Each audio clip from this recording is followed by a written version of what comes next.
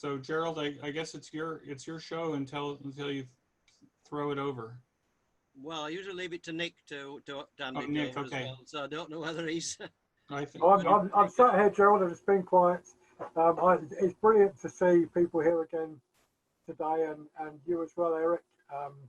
Really delighted that you were able to take up my invitation to take part.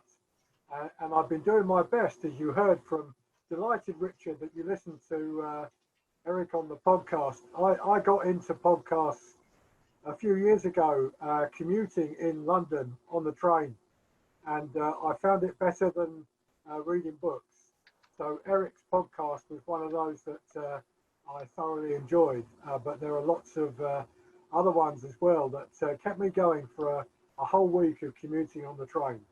So thank you, Eric, for keeping me company all those weeks on the train journey. It's my pleasure, of course.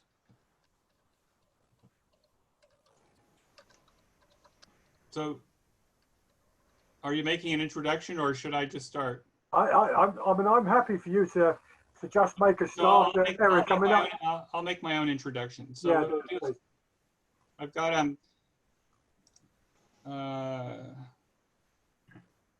okay, David. Here's what I'll do is if you guys send me chat messages, I'll look at them at the end, and I can answer questions that way, or we can. I mean, what I'm going to do is I'm not going to mute everybody. I'm just going to leave it open, and but the chat stuff is like it's multitasking. My wife can multitask. I cannot multitask very well, so I do one thing at a time, as she reminds me. Okay. Okay. So and I'll also be letting people in. I'm going to share my presentation with you. Okay. Can you guys see that? Yeah. Yeah. No problem. It's interesting that when I shared that with you, I don't see all of what's happening on my screen here.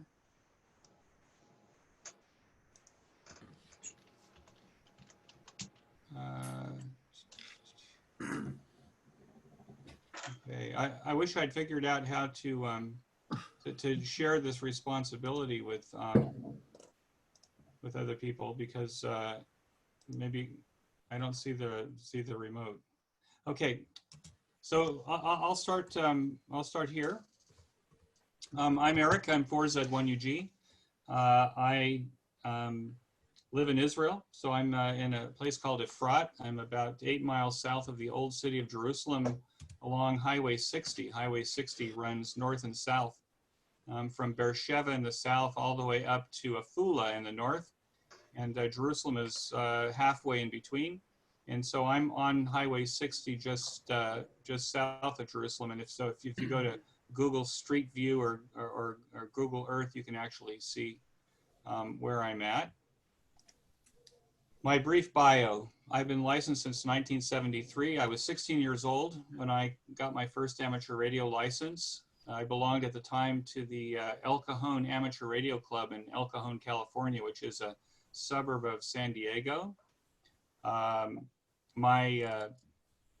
of my best friends still, who I met at the El Cajon Amateur Radio Club, is Wayne Burdick, N6KR, who is the CTO of Elecraft. And he and I have been friends since we were sophomores in high school, and we're still in touch. So that's my only claim to fame in terms of knowing famous people. So that's about as good as it gets. I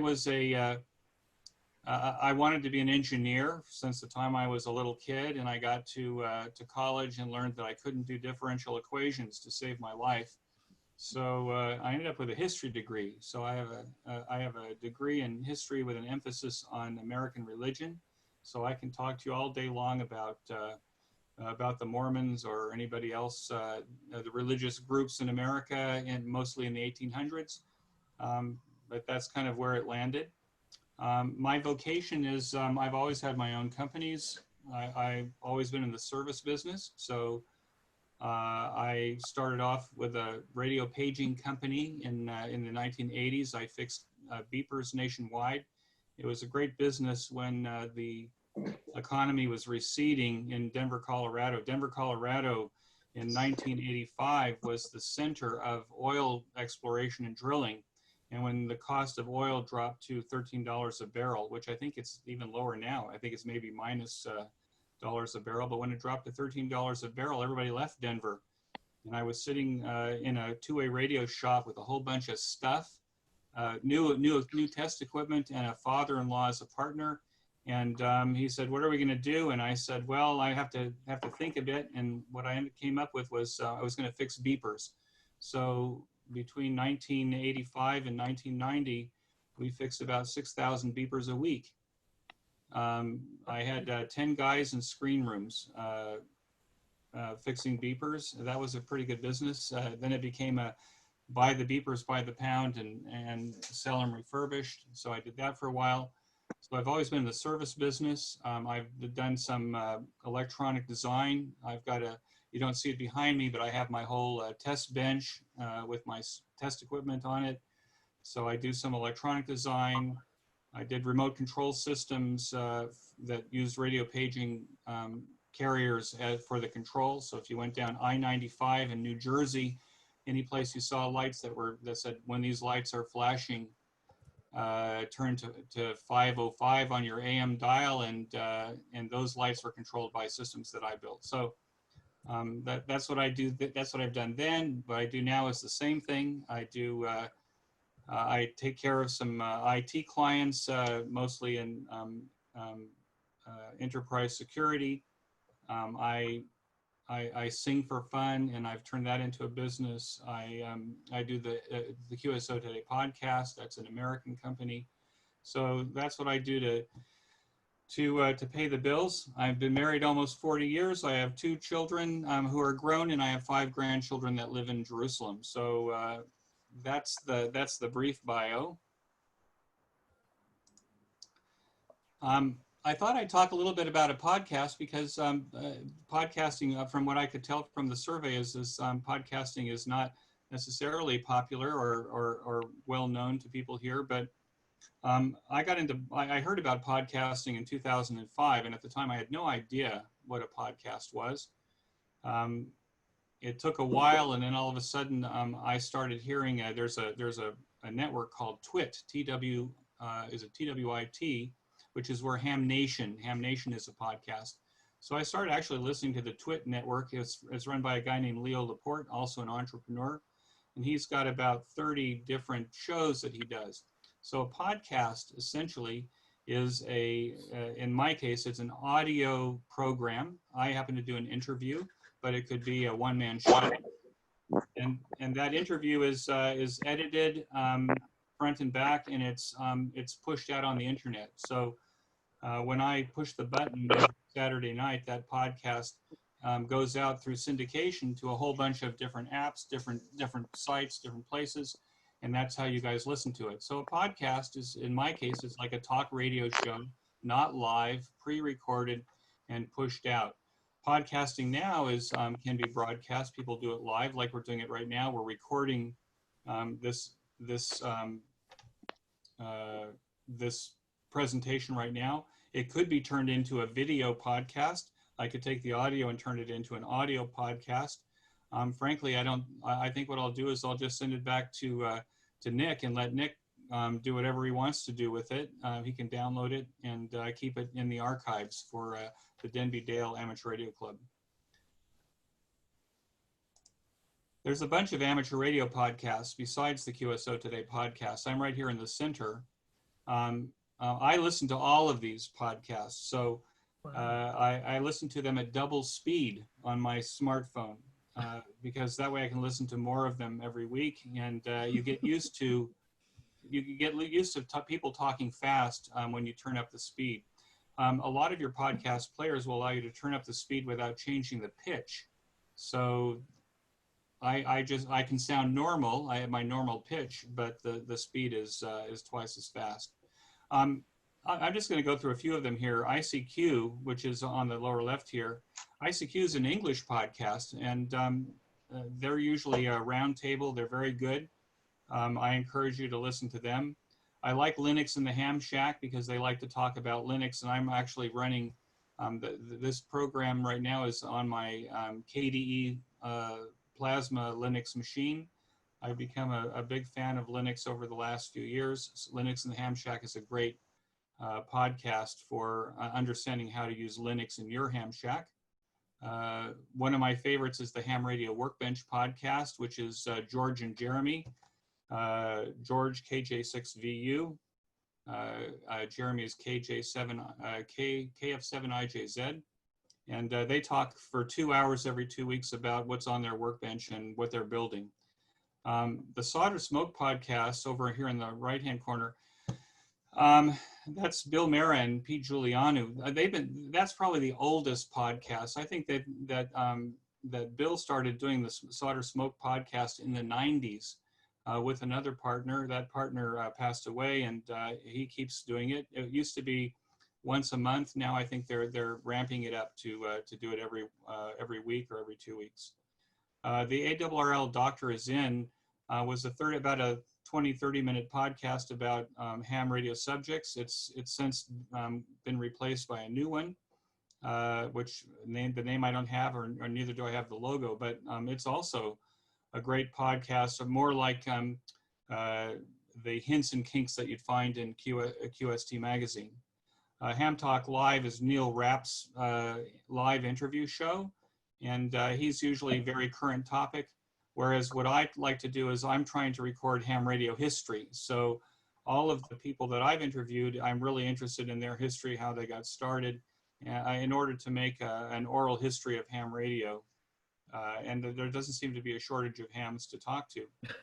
And then the Amateur Radio Newsline podcast is built on the original Newsline that was started in California, and it used to be played on 2-meter repeaters, once a week. And it's now a podcast on the internet, but I believe that they still broadcast on 2-meter repeaters. Okay, so I listen to a lot of podcasts, so I'm just going to tell you my favorites, and I can make the slides available to you if you want to see what else I'm listening to. But I listen to 100 Watts in a Wire, the Land of Israel podcast over here on the left. Ask Noah is about Linux. The TED Radio Hour is TED Talks.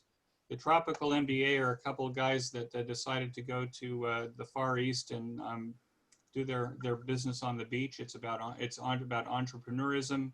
These other ones, this week at Enterprise Tech is for geeky types who take care of enterprise networks. That's on the TWIT network.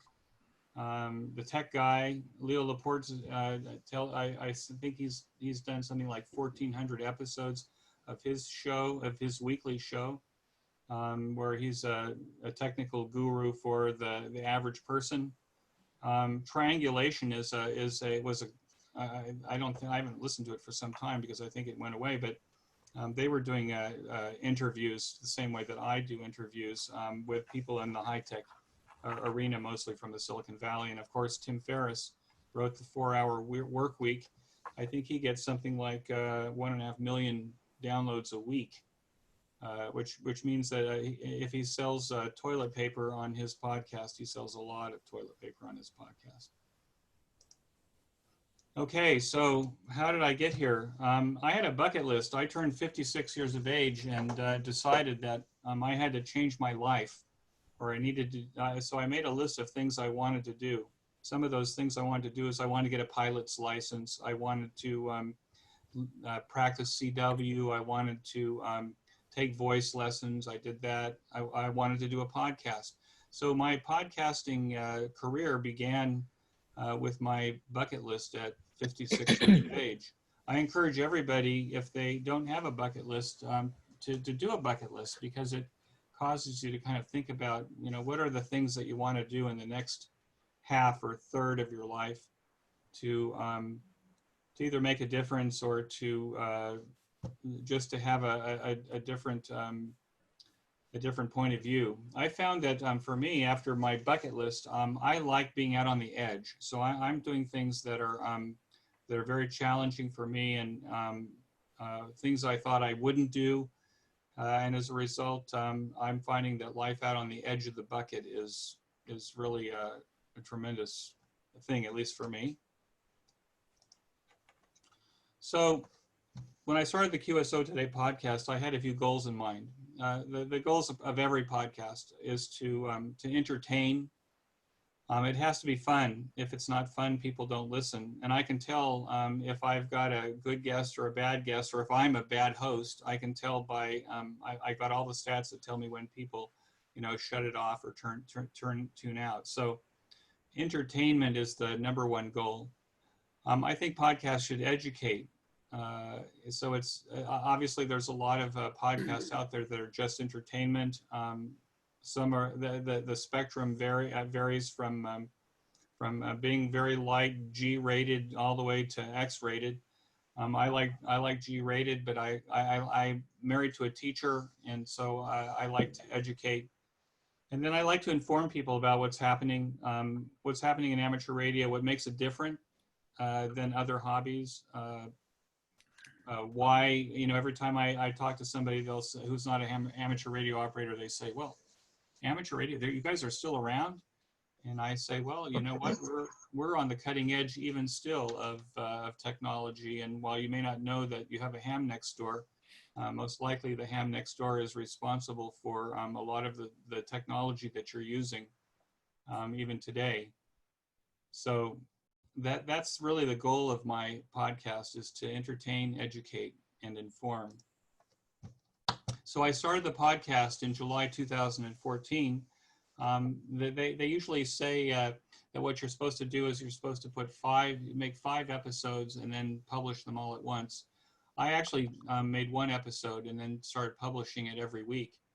And I'm coming up on, I guess Saturday night I'll put up episode 299, and then the following week I'll put up episode 300. I haven't missed a week since July of 2014. If I'm traveling, what I do is I'll put the podcast together so that all I have to do is push the button on Saturday night. And no matter where I am, I was in South Africa about a year or 2 back, and I went over to a neighbor's house and used their computer to push the button and put the podcast out. So I've never missed a week to date, and I think part of that, it's important to be consistent.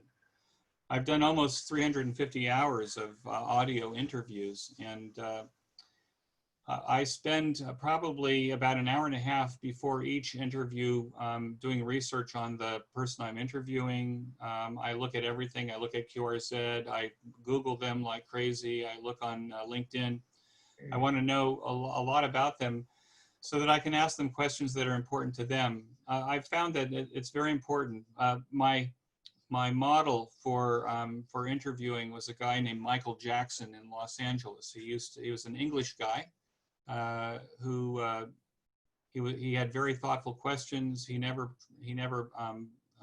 no matter, even if you never knew what his opinion was, whether it was if he was speaking to someone in the political arena, he just asked good questions. So Michael Jackson was my mentor in interviewing, and the idea is that good research makes good interviews. And listening, I've learned to listen better, so I ask better questions, I think, than I did at the very beginning. And so the difference between what the podcast sounded like in 2014 and now is probably quite different. I also spend a lot more time editing. So I have to say that, and I say this to all my guests, that by the time we're done editing, we'll both sound brilliant, and the listeners will love the podcast as a result of how good our editing is. The secret usually is I take me out mostly. So there might be a lot of conversation in the course of the interview, so that I can actually get more conversation, get more responses. But when it goes to the final edit, I am usually cut out except for the questions I'm asking, because the listeners don't want to hear me; they want to hear the guest, and I give the floor to the guest about 95% of the time. the QSO Today podcast was money out of my pocket for the first few years, although I have a loyal cadre of listeners who have made donations or subscribed to the podcast through the years that early on paid for some of the hosting expenses and some of the distribution expenses. I now have commercial sponsors. So ICOM America is an amazing sponsor who has been with me now probably for a little over 100 episodes. And they send me their script every month, and I rewrite it so that it's relevant to me and to the audience that I'm speaking to. And they actually help me to do things like go to ham radio shows and stuff like that. QRP Labs, Han Summers, G0 UPLs has been a sponsor from the very beginning. And of course, then I plug the Ham Radio Workbench podcast, which is my favorite other podcast. And in exchange, they plug mine as well. So that's turned out to be a very good thing with the QSO Today podcast. My audience is 95% is from North America and Canada, interestingly enough. I'm speaking to I tell the guest when we first start, I said, you know what, you're speaking to your friends. And he says, well, what do you mean? I says, well, you're speaking to people our age. 50% are over 50 years of age. 50% are licensed over 30 years. And 50% have the extra class license. So the group I'm speaking to right now is the demographic of the majority of my audience of the QSO Today podcast. So you're right in there. So I've learned some lessons after almost 300 interviews. Actually, I've done 300 interviews. You haven't heard the number 300 yet, but I've done 300 interviews. I've learned some lessons about people, about amateur radio, about why perhaps amateur radio is important, maybe different than other hobbies. And so I'll share those lessons with you. Ham radio is a big tent, and it used to be when I was first licensed as a novice, CW was the only operating mode. CW on 80, 40, and 15 meters. If I got upgraded to general class, my general class license allowed me to do single sideband and FM on 2 meters and 440. I guess I could have done other modes like RIDI and stuff like that. At the time, when I was in high school, I actually lived in an antenna restricted area. So the only thing I could have on my house was a Ringo Ranger on 2 meters on the back of the house on the chimney.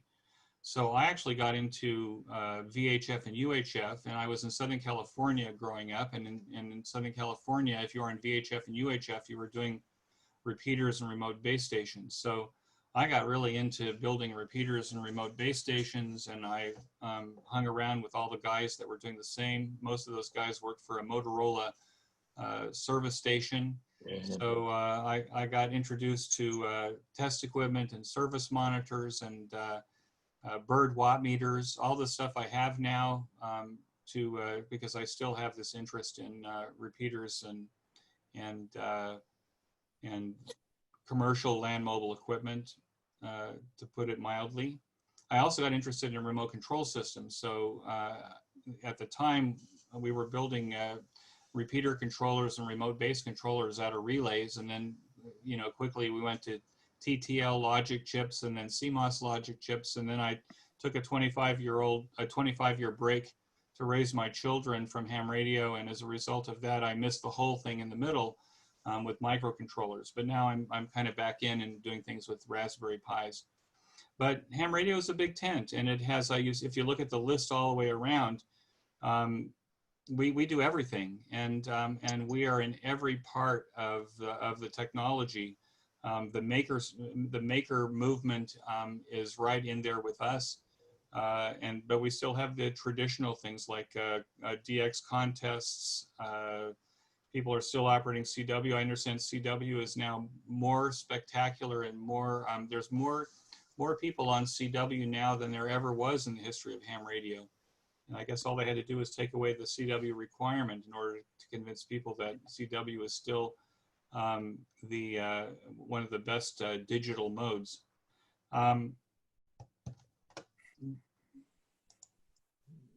What I also learned is that, at least for many of the people that I interviewed, is that the novice experience was key to their staying in and having a long-term success.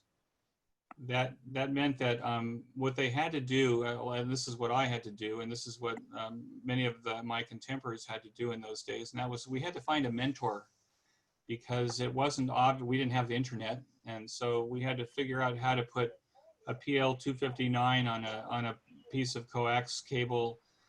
We had to know how to make a dipole, and we did that through finding mentors from the Amateur Radio Club. And I think that as a result of that, those mentors were very, very willing to provide, the help that we need. I remember I belonged to the Newport Amateur Radio Society in Newport Beach, California, and the president at the time was 18 years of age, and I think I was probably 16 when I joined, and then of course the rest of the people in the club were in their 40s, 50s, and 60s, and so one night they said, well, Eric, you need to do the program next week, and I'm a 16-year-old, and I'm thinking, well, I don't know, what can I say to these guys? What kind of program can I do for the Newport Amateur Radio Society?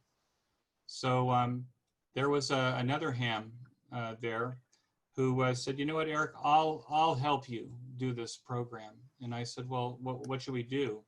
And he says, well, let's make a Pong game for the club. At the time, and this is in the 70s, Pong was, you had two volume controls, two potentiometers, and you could actually plug it into a computer, and you could actually have two paddles and this ball going back and forth.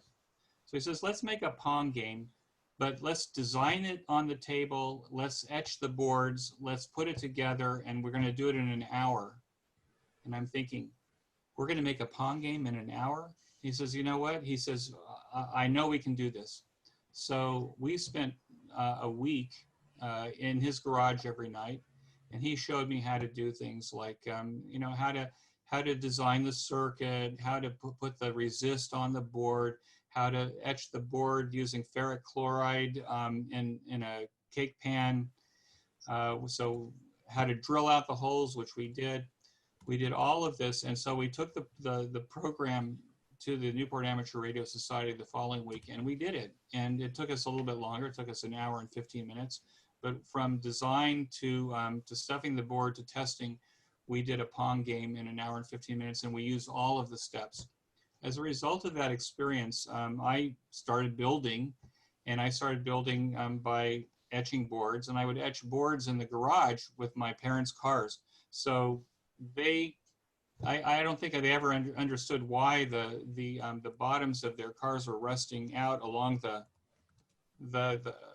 running boards, but the ferric chloride was what I used for my boards, and then I would dump it out someplace, and then I would return the Pyrex glass baking dish clean and back to my mother's kitchen without her ever knowing that I was etching boards in her Pyrex glassware.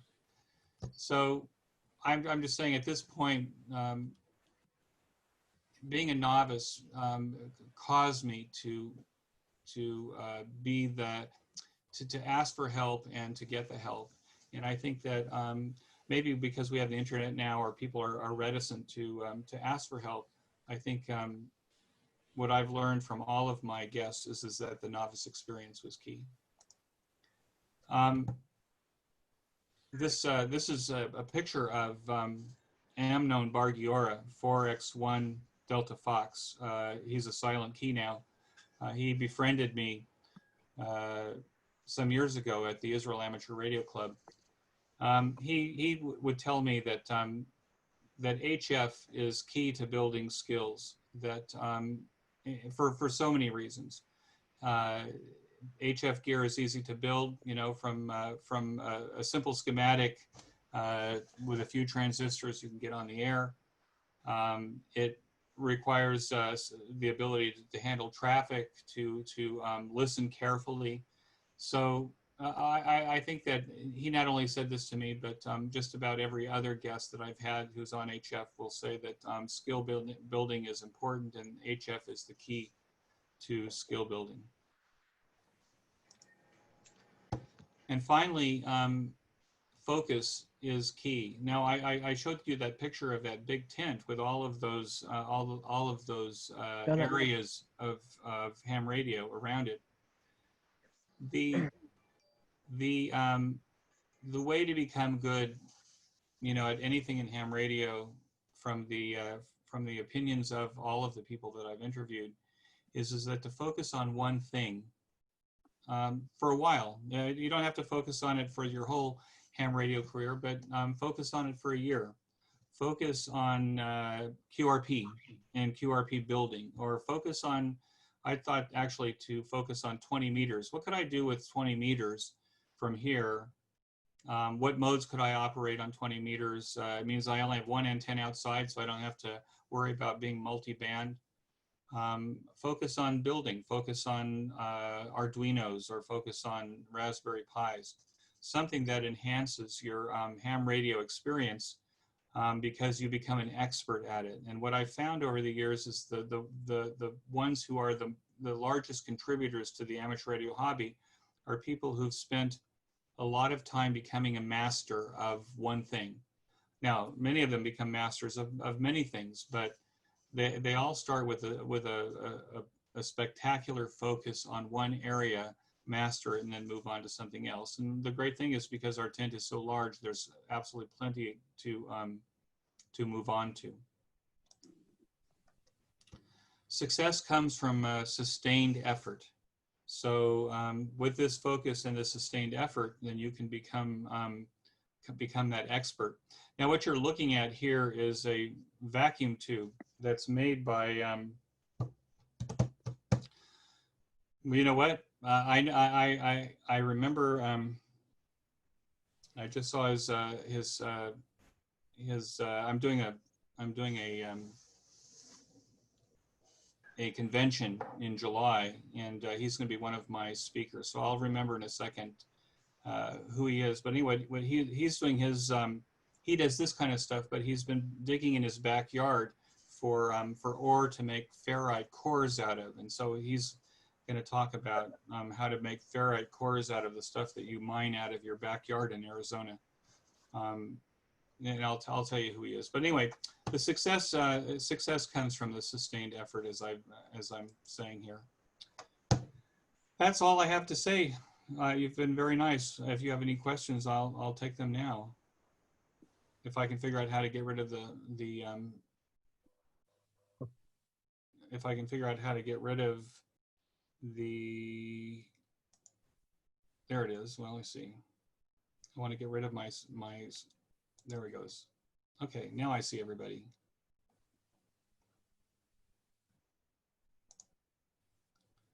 Okay. I'm going to unmute everybody. Okay, does someone have any questions? That's extreme DIY construction, mining your own ore to make ferrites. Gerald isn't that committed. It's pretty amazing. He's I'll find him right now, because he's quite amazing. When he did the podcast, he likes to make his own vacuum tubes. He likes to go right down to the physics of what it is he's building, and that's what turns him on. And then he turns that into a radio. So he'll make his own vacuum tube, and he'll turn it into a transmitter. Yeah, but before you said that, Eric, I thought the most extreme thing I'd ever done was to take a crystal apart and then reduced the crystal in size so that you got a different frequency from it, and then built a radio around it using 3 valves to transmit on CW. And what you said about starting as a novice, I think probably hits a lot with all of us. We don't call it novice in this country, but starting playing around building things, I think is certainly where I got into the hobby, and I think it's something that if you've started doing it, you're never going to finish doing it. So I agree with you, Eric. One of the problems we've got with the hobby is that this tent is so big now. There are so many different pathways and roads we can go down. I mean, even in the last 2 or 3 weeks of outside speakers at the club, we heard the guy from the British Amateur Television Club talking to us about what he does with TV, and we're all thinking, wow, I can go and buy a camera, transmitter, receiver that is built for the drones now for 20 quid, and I can transmit to my friends on that on one of the UHF bands, and it's not massively complex, so I think a number of us actually thought, I think I want to have a bit of a play with that. I've never done it, and for me, I think, and that's the delight for me, Eric, in having you here this evening, as with the other speakers we've got, is that what we're being enabled to do using this medium and having speakers from all over the country and from other parts of the world, is to introduce people to that diversity and all those different aspects of the hobby that they've never tried and maybe would like to do. So that for me, in putting these meetings on, inviting you and others here, that's been the most exciting thing for me. That there are people here who are being inspired by this to think about different things, and that's a great thing. So sorry, that wasn't a question. That was an observation really on what you were saying there. The other thing, Eric, before you, in case somebody else asked you, and before you go tonight, I would like to hear a bit more about what you're planning for your expo in June or July, whenever you're going to hold it. Sure. And what ideas you've got there. Okay, so the idea was inspired by the Dayton Hamvention was canceled a month ago. And I think Friedrichshafen was canceled last week. And if you go through the ARRL list of conventions in North America, I pay a lot of attention to North America, being an expat. That just about everything now is canceled, and our demographic is over 50. We're kind of, for the COVID-19, we're kind of in the high risk demographic. So I got this idea that, why don't we see if it's possible to do this thing virtually? And what I discovered is that there's a number of companies throughout the world that specialize in creating virtual conferences. So virtual conferences apparently are not new. They're actually the company that we're going with has been doing it for 5 years. Now, what I want to do is I want to create a user experience that's like a real live conference, so that you actually you enter an exhibition hall, or you enter in the lobby of a conferencing center, and you can either go up the escalator to the auditorium, or you can go into the exhibit hall, or you can go into one of the chat rooms. So what we've done is I hired some people here at KEG Media, which is the company that owns the QSO Today podcast. And we signed a contract for a virtual convention platform. It's very expensive on the one hand. On the other hand, the exhibitors will pay, for it. And it will allow me to allow hams to come in at a nominal cost. It works worldwide. I went to my previous guests and sent them all an email. I sent almost 300 emails, and I got about 43 hams that replied back with speaker topics and things they want to do. So I've got speakers already that I'm lining up with 40. I'm not sure 40 even if I did 4 tracks of 10, it's a lot of speeches. So I'll have 4 tracks. I think there's going to be a how-to track. There's going to be a DX and contesting track. I've got an other track for people that want to talk about Amelia Earhart or talk about ham radio history, or how to maintain a healthy marriage and be an active ham radio operator. So there's a lot of great subjects, and I've got George Zerfanopoulos, KJ6VU, who's helping me arrange and communicate and make those speaker tracks. I've spent the last 2 weeks going through potential exhibitor lists and finding the contact information. There's a lot of grinding that's going on here, but it will be July 1st and 2nd. It'll start at 1600 GMT, so that's 9 o'clock in the morning Pacific Standard Time. It's unfortunately that it's 1700 your time. It'll run about 8 hours for 2 days, and then the whole platform will be up for another 30 days. One of the things I thought about, I went to the Dayton Ham Convention a couple of years ago, and it was the first time I'd ever gone. And the problem I had was the thing was so huge. The exhibit hall was in 3 buildings and 2 tents. The flea market was out on the track. I only had 2 days there. In addition to I did the QRP ARCI 4 days in May as well. There wasn't time to see any of the exhibits. I would end up, people would see me and they would stop and we would talk in the hallway. So by the time I'd spent the 2 days, I didn't see anything. I didn't go to any of the lectures. So I'm thinking that, even with a live convention, adding a supplement like this virtual convention on the back end of any convention could be a way for people to engage with the content and still enjoy the social side of the convention. So that's my plan. It's going forward. I've already put out the money to get it rolling. These guys that are doing these software platforms are extremely busy now, because every live convention that's canceled is, if it's of any size, is converting to a virtual convention. My sense is I just heard a couple of days ago that Microsoft is not doing a live event of any kind, either they're sponsored or participating in, until the summer of 2021.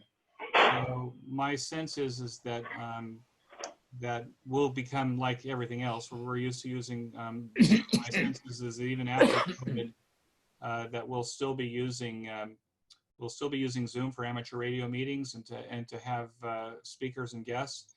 And my guess is that I think my plan is that I'm going to try to do 2 virtual conventions a year, one in July and one in November, and to keep people who wouldn't otherwise be able to come to be able to come.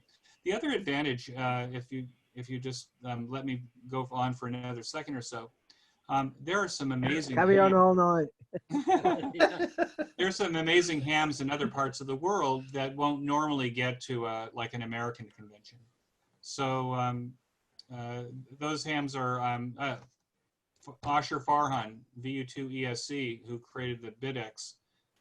Asher, I'll give you a heads up.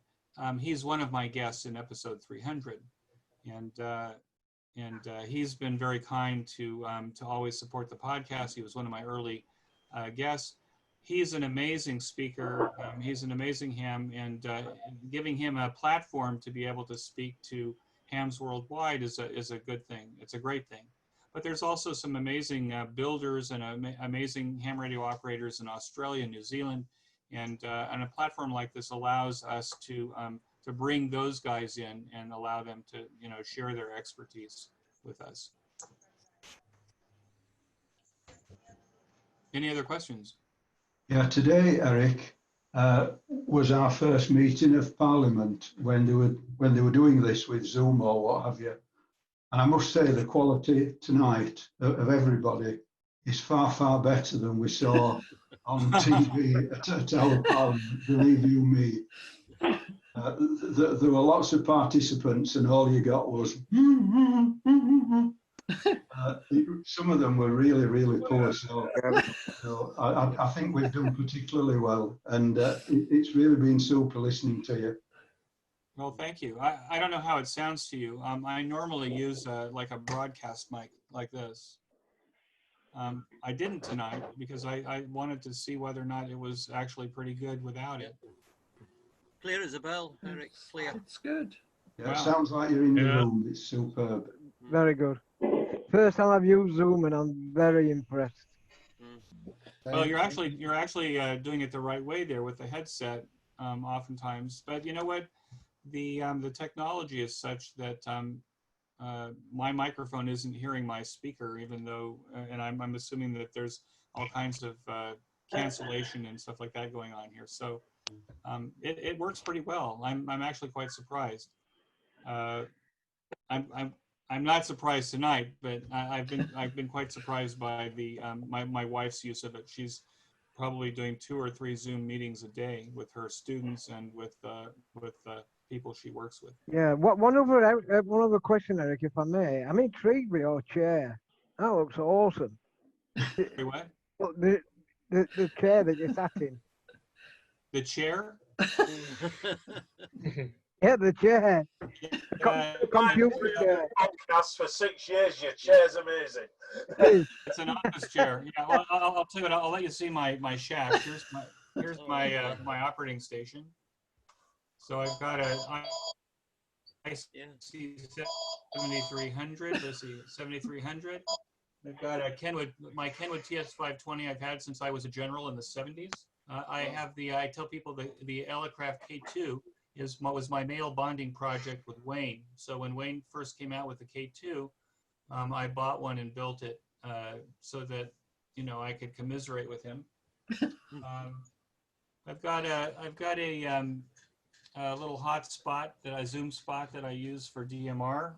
I've got a UHF repeater, an All-Star. I was actually speaking with Ian, G3 ZHI on All-Star. So I have an All-Star repeater over on a ridge.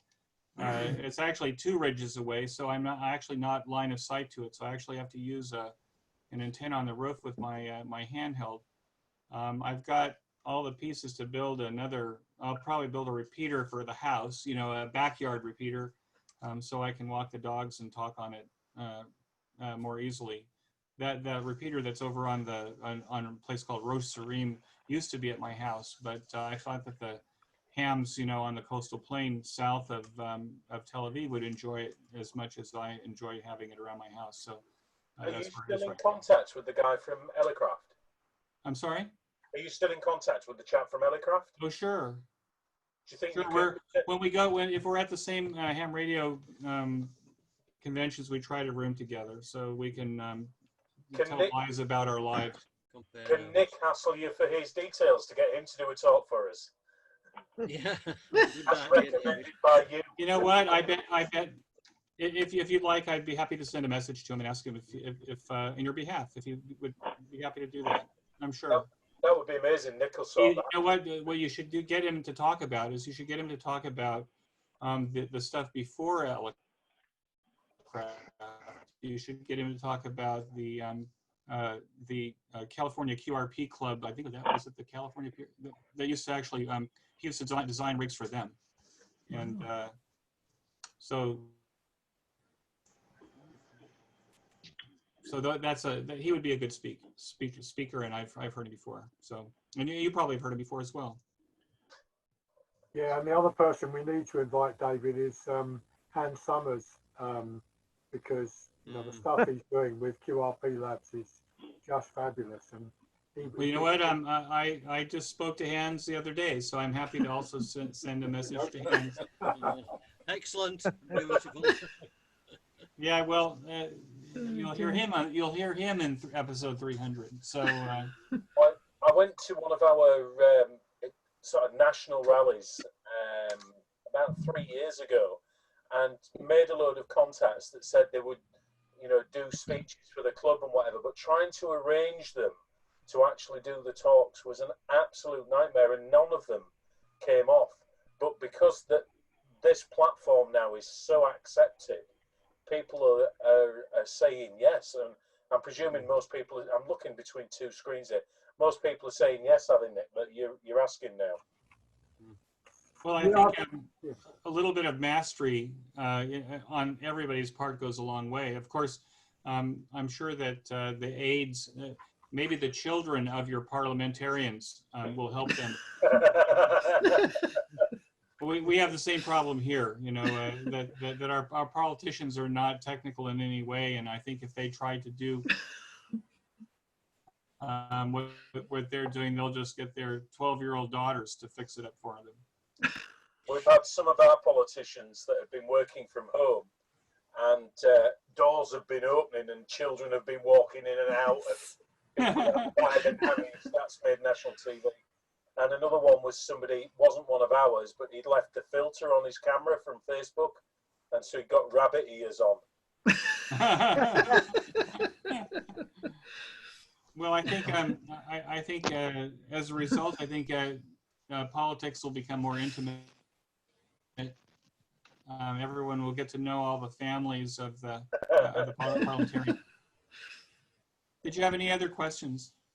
Yeah, I think one of the most remarkable things tonight, Eric, you probably realise you're talking to most of us are Yorkshiremen, and I think we've done extremely well not to need an interpreter for you to understand our very, very drab Yorkshire accents. Well, no, I'm surprised you actually understand me. Although the television networks in North America used to send all of their anchors to Los Angeles to work for 5 years before they became national anchors. So someone like Tom Brokaw was in the LA market for 5 years before he went to New York. And that was the purpose to going to California, was to lose the accent, whatever accents they had. So I'm surprised you guys can understand me. I have a California accent, but I'm told that my 16 years in Denver, Colorado put a piece of the Midwest in as well. California accent is quite easy to follow. It's some of the ones from further south I find more difficulty with. Right, because they have the diphthong on the way they talk. The ones that play the banjos. I used to manage cable television systems in Tennessee, and I would be in the car. I would be in the car with my teenage son, and one of the in Denver, and one of the guys would call me. One of the managers from the Tennessee systems would call me, and as I'm talking, all of a sudden my accent starts coming in, and I don't realize that I'm talking with a Southern accent, and so my son says to me, he says, he calls me Abby. He says, Abby, do you realize that the longer you're talking with that guy, the more that your accent changes? And I said, well, no, I didn't realize it at all. But that's what happens if you spend enough time around. I mean, I'm sure if I spent enough time in Yorkshire, then I could probably come up with a Yorkshire accent. Lovely idea. I like that. A member of the club that he came from Romania,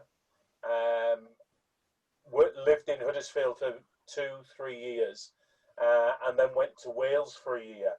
And seeing somebody with a Romanian accent speaking with a Welsh accent on top of it, trying to speak in English, was definitely to be seen, to be heard.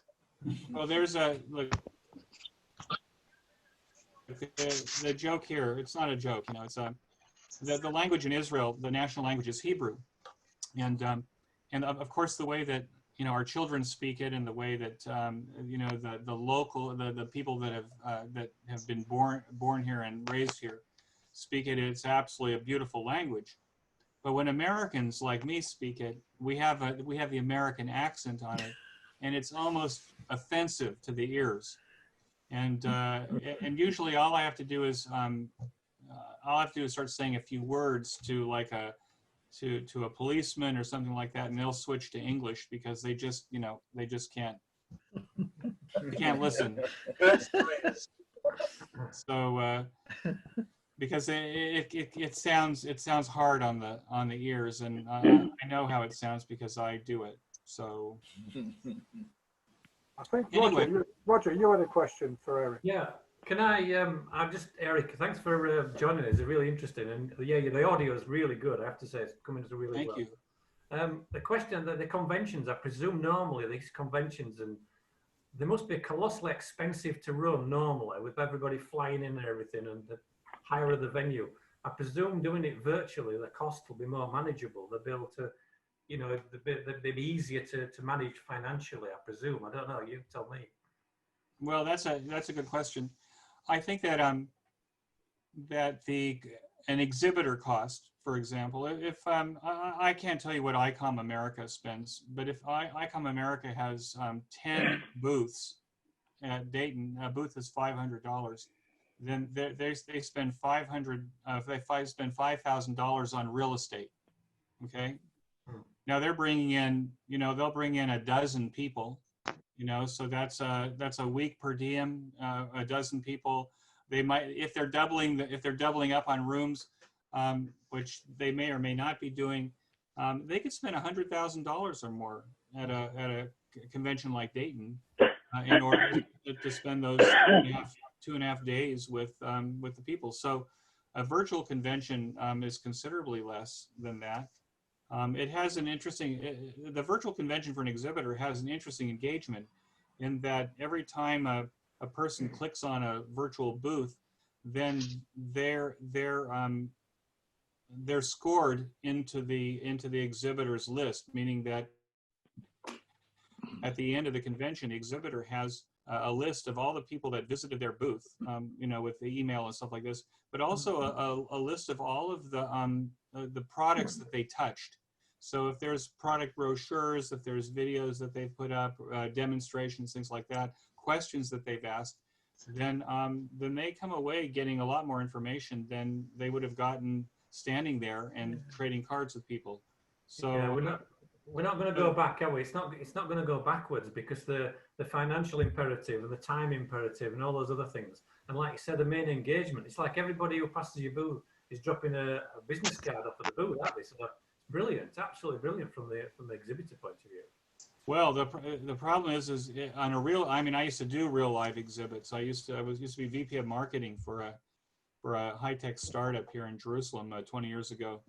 And okay, so you have a fishbowl full of cards. Now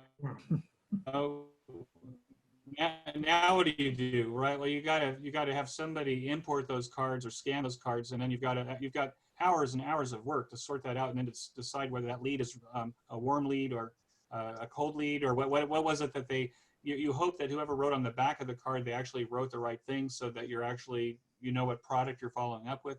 So yeah, I think there's, the technology has the potential to be amazing for exhibitors. And then if you can leave the exhibit hall open for 30 days, then you allow people to come back and follow up and get more information. So I think, we'll see. I'll either lose my shirt on it. And by the way, I've spent a lot of years losing my shirt. I'm not a wealthy guy by any stretch of the imagination, but my school has always been putting it out there and seeing how much of it gets bitten off. So but I'm anxious to try it and see. It's a learning experience. It's an expensive school, but if it's good, then I'm going to do it again.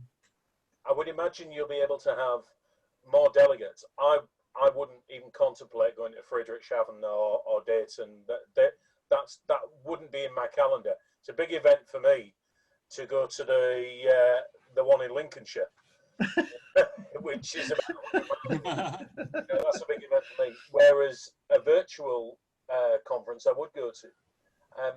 I've been to conferences for work, for medical products, and we were, the last one I went to, we had an ID badge with a QR code on it, and as you entered each stall, the reps at the stall had a scanner, and they just took your QR code off your badge. Now they're going to take your temperature too. The last one I went to was in Harrogate, which is now one of our Nightingale hospitals. Wow. So, Well, I think, look, for delegates, I think it's going to be great. I mean, the platform we're using is on Amazon AWS, so it will scale up as more and more people go into it. So I can take tens of thousands of delegates. And the other thing is they'll actually be able to see, like we're doing right now. It's the booth visit, for example, is very similar to the platform that we're using now. It's not Zoom; it's their own platform, but they'll actually be able to see the other hams that are standing there in the booth with them, so they can ask them questions directly, privately if they wanted, like they're reaching over and whispering into the ear of somebody. The same is true with the way that I'm going to do the lectures. Is the lectures will be semi-live, meaning that they'll be pre-recorded so that we don't have a technical problem that would prevent a lecture from going out. But the lecturer will be live with the semi-live lecture, so that he'll be able to answer questions and take questions afterwards, like we're doing now. The only difference in the presentation is the presentation will be canned. We'll have onboarded it a week before, 2 weeks before, and they will have had a lot of practice. So to have the presenter on the live chat. So if you'd recorded your talk for tonight, and then we could ask questions on the live chat or as we were going on, I'm presuming that's so the commitment from a speaker is to just be around for the hour that he has his speech. Now it could be in the middle of the night for him, but it's only an hour or so, and he can answer questions. But then those speeches will be up on the platform for 30 days, and then anybody that has a question, if they put a chat question in, it'll be sent as an email to the presenter so that he can reply to all questions over that 30-day period. So Clever. did I answer all the questions in the chat?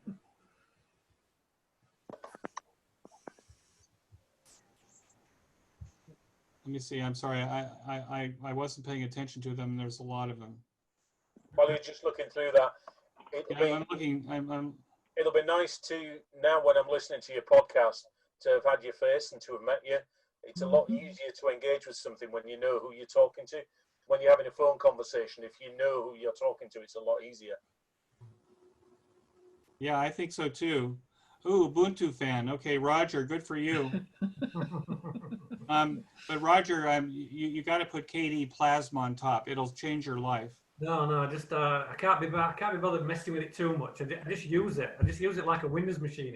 It just does it. So I do this for a living, and I had to convert all of my clients' laptops to Windows 10, and I use a product called Wireshark, and decided I have a Windows 10 laptop here because I have to support my Windows clients, but my daily driver is my KDE Plasma. Wireshark allows me to see what my computer is talking to when I'm not touching it, and I was really surprised at how much communication Windows 10 is talking to the rest of the world while I'm sleeping. So I'm sleeping. Huh? While I'm sleeping. Yeah, it's distressing. So when I shut down, I very rarely have to boot this machine, but when I shut it all down, all of a sudden I see all of its processor cores go down to 0. So I know that there's nothing else running while I'm, when I've turned off the applications. Let me see. I'm just seeing if there's any more questions here. You had Pong on a ZX81. Yeah. Yeah. I think it was called 1,000 or something in States, wasn't it? Sinclair. I think we did. We might have done a. The same machine. Yeah. I actually think we did Pong on. We probably did it on a bunch of flip-flops, and so I can't imagine that we did.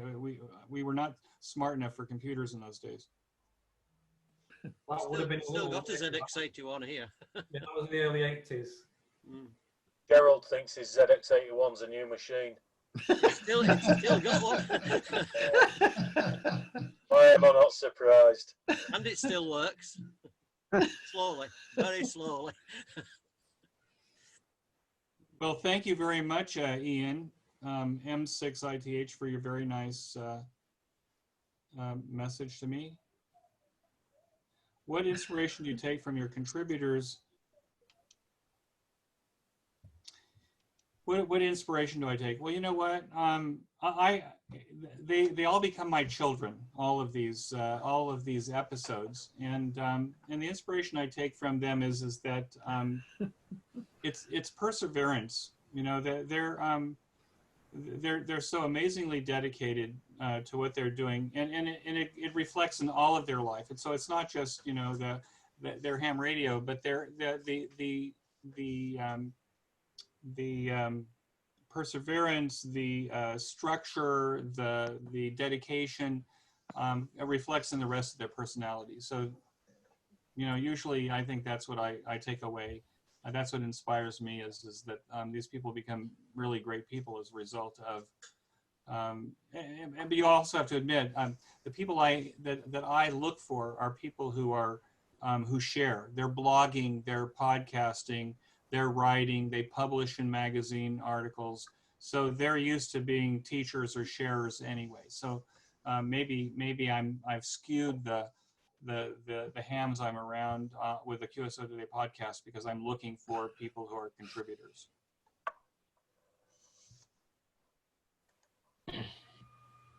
I think the good thing about what we're doing now, whilst we're in this lockdown, I think it ought to give all of us a chance to listen to people like you and to the speaker we had from Mississippi last week, and quietly reflect on the hobby and how we're going to take it forward. And I think now is the time when we've chanced to develop some new skills. And I think that's come because of people like you who are going to inspire us, Eric. And thank you very much. Well, thank you, Richard. I appreciate your saying so. Well, folks, if it's getting close to my bedtime. You know, I would sleep late. I would sleep late, but I have two English Springer Spaniels that somehow, regardless of whether it's daylight savings time or not, they know exactly, you know, when 6 a.m. is. So and then they're on top of me and they're saying, you know what, it's time to go, get up. It's time to go. So I'm afraid that I'm going to leave you, and I want to thank you so much for inviting me, and I hope that you enjoyed it as much as I did. And I will I'll send a message to both Wayne N6KR and to Hans and tell them that I had a great experience here, and that they should look for your invitation. Thank you, Eric. Thank you. Thank you, Eric. Eric, thank you very much. I think we all appreciated it. You would have, before you go, you would have enjoyed one of the last talks we had in the club before we had to close our club, from our local repeater keeper, Malcolm, G0ISX, who came along and showed us his latest build on his 70 analog and digital repeater that connects to DMR and System Fusion as well as runs analog. And it's been, I mean, I don't know him, but other people here, Gerald, you'll know him very well. It's obviously been his baby for the last 25 years. And even if there's not an awful lot of traffic on the repeater, he's absolutely devoted to keeping this bit of kit going and operating and listening to it and checking it out. So when you were talking about your early life with repeaters, I thought you'd have enjoyed that talk. And it's a shame we didn't do that on Zoom. Maybe we should get him back to talk about it, because Well, you know what? there are people, lots of places be interested. Well, Nick, you're saying something interesting, and I'm just wondering if this is changed, and that is that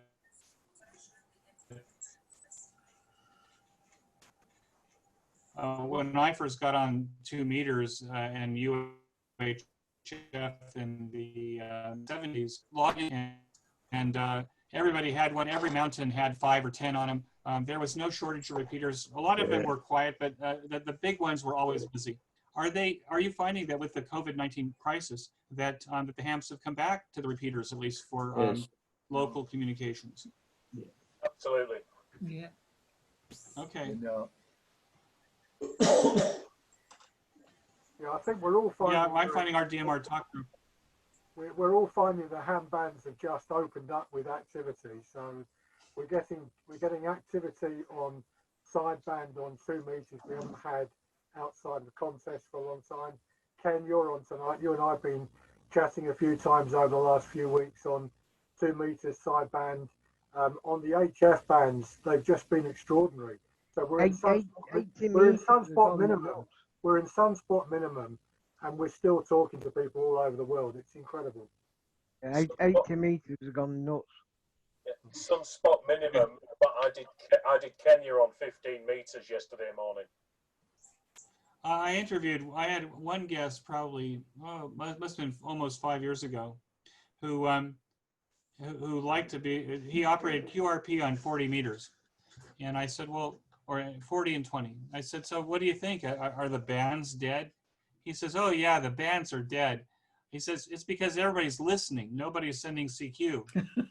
Yeah. So, because every contest weekend somehow seems to have propagation and activity. Yeah. So, so maybe the COVID-19 has caused us to become more. I think it does. We do more CQs now because we're homebound and we need that company. I think the bands are full of lots of QSOs. Anyone that tells me that the bands are dying and the amateur radio's dying, absolutely disagree with them. Absolutely. And it doesn't matter whether that's good. UHF, VHF, or on the HF bands. Like Nick's just said, there's a lot of activity. More now than there's ever been, I think, in the last 20 years. Wow. Well, ladies and gents, and Bernie the dog. I wish you a good night. 73. Thanks so much for inviting me. I really appreciate it. Thank you.